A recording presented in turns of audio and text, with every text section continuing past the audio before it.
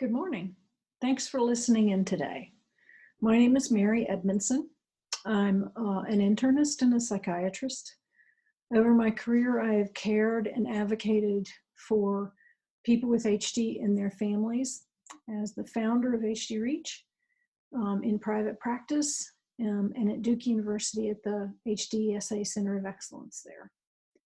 I recently stepped away from patient care because I felt that I could have a greater impact for HD families working on projects to help prepare the HD workforce for what's coming, as well as HD families. When results become available for the disease-modifying clinical trials that are currently in progress, whether the studies are positive or negative, I want everyone affected by HD to be better off. Obviously, I'm really hopeful that there will be better treatments for Huntington's disease. I also believe, though, that optimizing what is available today makes a huge difference. Currently available treatments include symptomatic medications, help with practical problems, more information, and the support patients need to live the life of their choosing. If access to this kind of treatment was readily available, it would definitely make a difference. I'm going to share with you a story of a person with prodromal Huntington's disease. Prodrome means an early symptom indicating the onset of a disease or illness. These events happened over the course of a decade from roughly 1970 to 1980. This individual was untreated, so it's really a story of what HD looks like without any care at all. Tom was a manager running a successful $1 million manufacturing operation for over 12 years. He started to notice that he had trouble figuring out how to develop strategic plans for the future, and even sometimes had trouble figuring out what he needed to do that day. He began to lean on his administrative assistant more and more to keep him on time for meetings. He delegated tasks to his assistant manager that he would usually manage himself. Profits started to slip, and relationships with key stakeholders were starting to fall apart. Over the next 3-year period of time, he could tell the people he reported to they were talking with him less and less about the future. He knew something was coming. He and his wife took a walk together every night. He would tell her about the problems he was having, trying to figure out what was wrong. After years of business success, he had a hard time believing it was him. Nothing had changed about his work ethic or dedication to his job. In fact, he was working harder than ever. So was the business model outdated? Had the market changed? After his boss and close friend of many years had a serious injury and was no longer able to work, he now had a new boss. Was that the problem? Tom and his wife had been putting away money for retirement for years, but because he had a large family, he was never able to put away that much. Even so, they had something to fall back on, a small nest egg, if something changed. After 25 years of service, the company shut down his plants, and he was assigned to a New York manufacturing plant. He was no longer working in a right-to-work state where he could interact directly with his employees and take care of them himself. Instead, he had to work with the Teamsters, and he'd had enough when one day they put a gun on the table during negotiations. He located a new job in Texas and moved his family there. Within 4 months, he was fired. The company expected miracles from him, and no one could change a failing operation that quickly. He thought he'd try his hand at his own company, but nearly went bankrupt within 12 months. He found another job in Indiana, moved again, and within 4 months, he was fired again. In the midst of all this, his brother divorced, and shortly after that, he was diagnosed with a rare genetic disease called Huntington's chorea. Tom just couldn't believe it, and he didn't want to believe it was true. As time went by, Tom found himself becoming progressively more depressed, irritable, and sleep became a problem. He felt worthless and hopeless, not being able to support his family. He worried constantly about everything. His wife, who had to go back to work, his brother, who was sick from some strange ailment he had never heard about before. He needed his daughter to do the things his administrative assistant had done for him. She was a terrible typist and was spending most of her time complaining about his attitude. How had his life fallen apart? What was happening to him? As the job opportunities dried up, he sat at his desk day after empty day with nothing to do, no new options to try. He felt he was useless, a failure.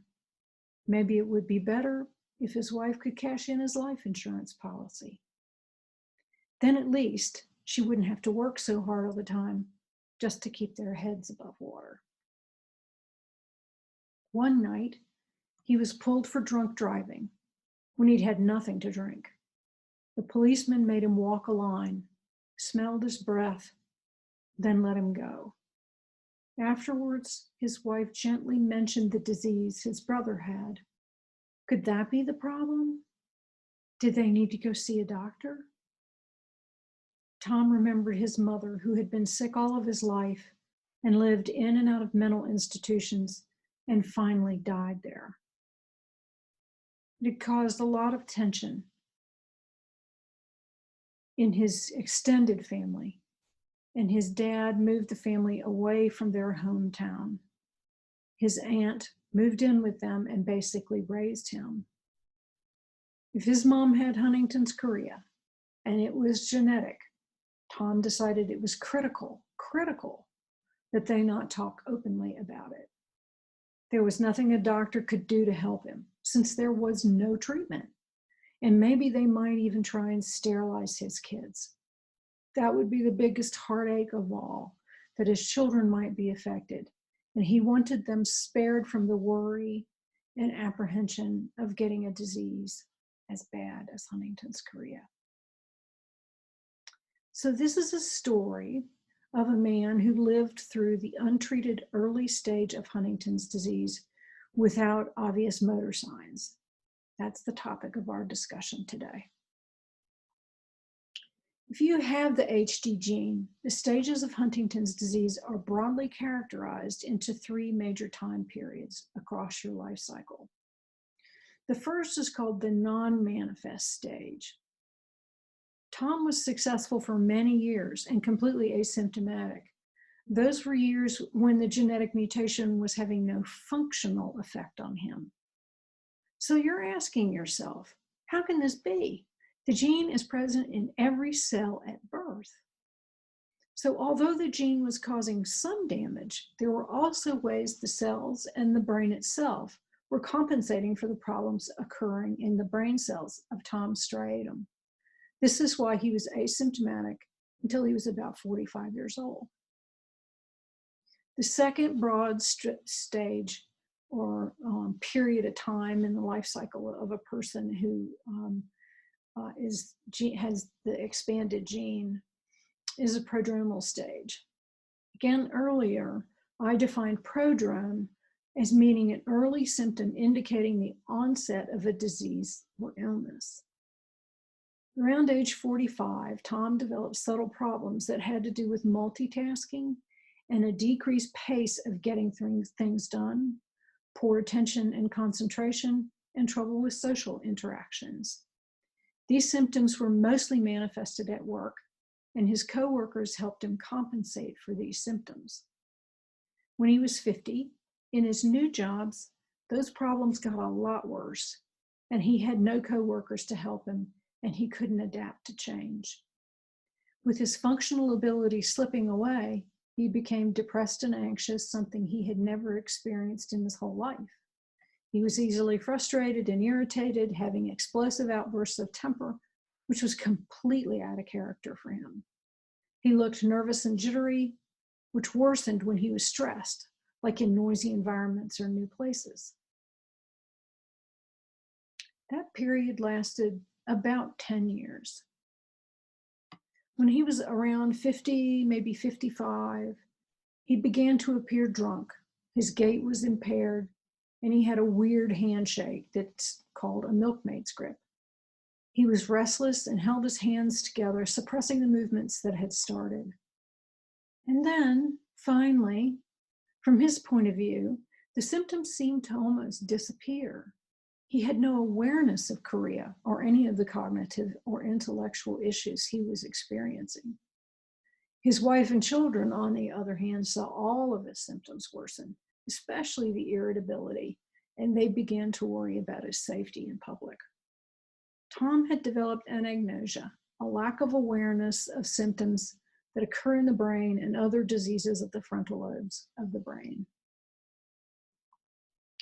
For decades, this is a stage of disease when the vast majority of patients are diagnosed with Huntington's disease. It's a stage when motor symptoms affect most body areas, are visible, and can be graded on a scale called the UHDRS, the Unified Huntington's Disease Rating Scale. Before the genetic test, a subtest of the UHDRS called the Diagnostic Confidence Limits, or the DCL, was the diagnostic landmark. If you had a certain number of findings with a certain level of severity, a provider would then have a 90 to 99% certainty that the person they were examining had Huntington's disease and no other disorder. It created a line in the sand, a point when a diagnosis could be made. Why was this necessary? Why was this necessary? The worst thing you can do as a provider is to diagnose someone with Huntington's disease when they don't have it, or to tell someone they don't have Huntington's disease, but they do. The consequence of these kinds of mistakes for people in HD families can be disastrous and irreversible. So diagnostic confidence has to be very, very high, like 90 to 99% confidence in your diagnosis. After the genetic test became available, though, a lot of things have changed. We can now answer many of the questions that have stumped scientists and clinicians for years. For example, there was a controversy if there were symptoms of Huntington's at all before motor diagnosis. 3 key studies looked at large populations of people known to be gene positive and simply watched what was happening to them over time with sophisticated cognitive testing and MRI imaging. We know that the larger the CAG repeat being that segment of DNA on chromosome 4 that causes the abnormal protein that causes the damage in the striatal cells and the prefrontal cortex. So we now know that the earlier the disease begins, the higher the CAG repeat will be. Using an age CAG repeat calculation, or CAP score, also called a disease burden score, is just not specific enough for clinical diagnosis. The brain structure involved in HD, called the striatum and the prefrontal cortex, shrinks progressively over prodromal stages. But again, it's also not specific enough for diagnosis. People with the mutated gene typically develop functionally significant cognitive, psychiatric, and behavioral problems 7 to 15 years before motor onset. Cognitive findings seem to progress with time on sort of a linear scale, but psychiatric symptoms and behavioral problems do not.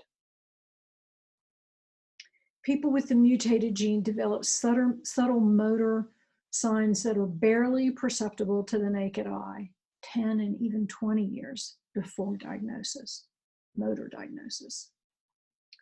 For people who are unable to get to a Huntington Study Group site or an HDSA Center of Excellence, however, a provider may or may not yet have the skills to make this multidimensional diagnosis.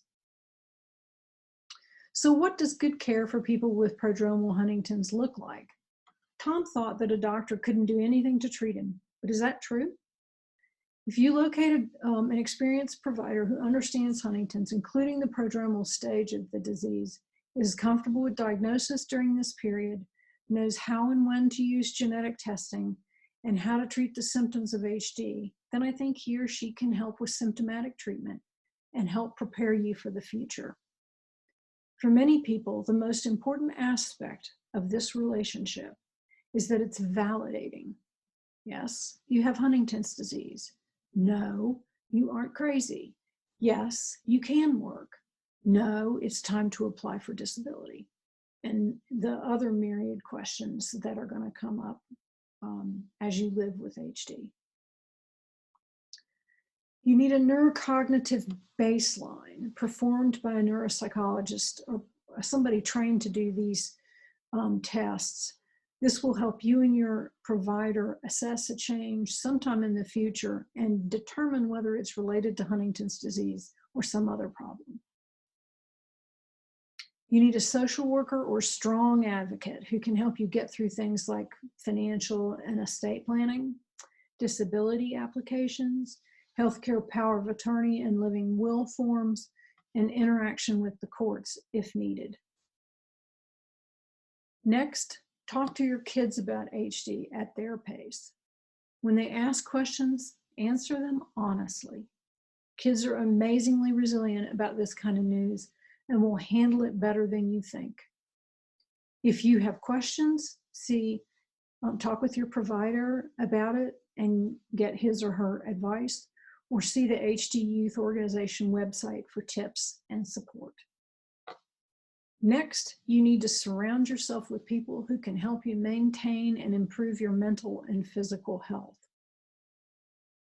If you need help with a good diet, see a dietitian. If you need help developing an exercise program, see a physical therapist or a personal trainer. If you need help gaining coping skills while you're going through this adjustment, or you need to understand behavioral interventions for a loved one with HD, a psychotherapist would be helpful, either a licensed clinical social worker or a psychologist. In general, surround yourself with friends. Surround yourself with supportive family members. Just surround yourself with people who can help you maintain and improve your mental and physical health. Remove stressors like a bad job, unhealthy relationships, or anything that affects your sleep. And finally, really important thing to do is to redefine a purpose for your life that is focused on who you are rather than what you do. So to illustrate this point, let me tell you another story about a person with prodromal HD. Bill's a 42-year-old ER nurse whose mother had HD. He's married and has 2 kids. He begins to have trouble with irritability and frustration, a little depression. And so he talks with his wife because he wants genetic testing, but his wife disagrees. Spending the money for testing was outside their budget, even though their marriage was deteriorating. Eventually, they divorced, and he went for genetic testing on his own. His results revealed that he had the expanded gene, and he had some mild to moderate findings on cognitive testing, but no definitive motor signs. This is what he told our support group when he told them the story of how he found out that he had HD. I got my dignity back. He wasn't imagining any of it. He wasn't faking anything. He wasn't lazy, irresponsible, or manipulative. He had changed, but not willfully. He just had an abnormal gene, but he was still himself, values intact, and could still achieve some of his dreams. the most important of which was being a good dad to his 2 children. So, in conclusion, you make a difference. You can make a difference right now to your loved ones, friends, coworkers, and other people with HD. So get ready. Huntington's disease is going to change. So thank you for spending your time with me today, even though we have to be physically apart. I miss the warmth of your company, but this time won't last forever. See you soon.